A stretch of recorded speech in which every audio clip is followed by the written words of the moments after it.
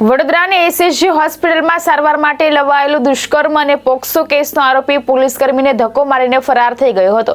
Drone અને પોલીસની વિવિધ ટીમો દ્વારા હાથ ધરાયેલી શોધખોળ બાદ વડોદરા ક્રાઇમ બ્રાન્ચે આરોપીને 11 કલાકમાં છાણી કેનાલ નજીકથી ઝડપી પાડ્યો છે. વડોદરા સેન્ટ્રલ જેલમાં બંધ આરોપી ગોવિંદ રમેશભાઈ મોહણિયાને ચામડીની તકલીફના કારણે 6 ઓગસ્ટે પોલીસ જાપ્તા હેઠળ એસએસજી હોસ્પિટલ લાવવામાં આવ્યો હતો. હોસ્પિટલમાં ઇન્જેક્શન આપવા માટે તેને હાથકડી ખોલવામાં આવતા તેણે પોલીસકર્મીને ધક્કો મારીને ભાગી છૂટ્યો હતો. આરોપી નજીકની નિર્માણાધીન ઇમારતમાં છુપાયો હોવાની આશંકાને પગલે પોલીસે વિસ્તારને ઘેરીને ડ્રોનની મદદથી 5 કલાક સુધી તપાસ કરી હતી, છતાં આરોપીએ હાથ લાગ્યો ન હતો. ત્યારબાદ ક્રાઇમ બ્રાન્ચે સીસીટીવી ફૂટેજ અને બાતમીના આધારે છાણી કેનાલ વિસ્તારમાં વોચ ગોઠવી હતી. રાત્રે આશરે 10:30 વાગે આરોપી પોતાના રહેઠાણ તરફ આવતા ક્રાઇમ બ્રાન્ચે તેને કોર્ડન કરીને ઝડપી લીધો હતો. આરોપીને આગળની કાર્યવાહી માટે રાવપુરા પોલીસને સોંપવામાં આવ્યો છે. હોસ્પિટલમાંથી ફરાર થવા બદલ તેની સામે બીએનએસની સંબંધિત કલમ હેઠળ અલગ ગુનો નોંધવામાં આવ્યો છે. 5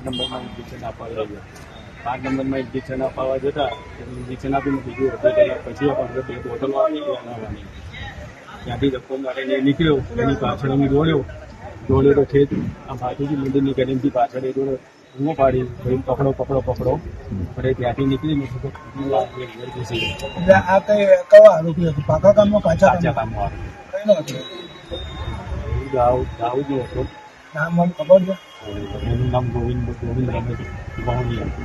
એને શું કમ્પ્લેન હતી? એને સ્કિનમાં કેસરની જગ્યાએ થઈ ગયું હતું ઇન્ફેક્શન. તેની ચામડી લીધી, ચામડી લઈને 19 નંબરમાં આપવા જવાનું. 19 નંબરમાં આપીને એને ઇન્જેક્શન અપાવવા જતા ત્યાંથી. તમારી જોડે જાપ્તામાં કેટલા લોકો હતા?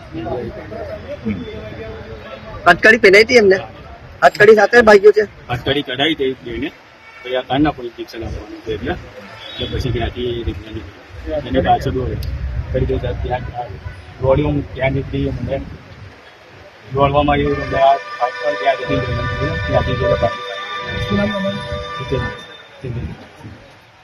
બ્યુરો રિપોર્ટ, દ્રષ્ટિકોણ ન્યૂઝ, વડોદરા.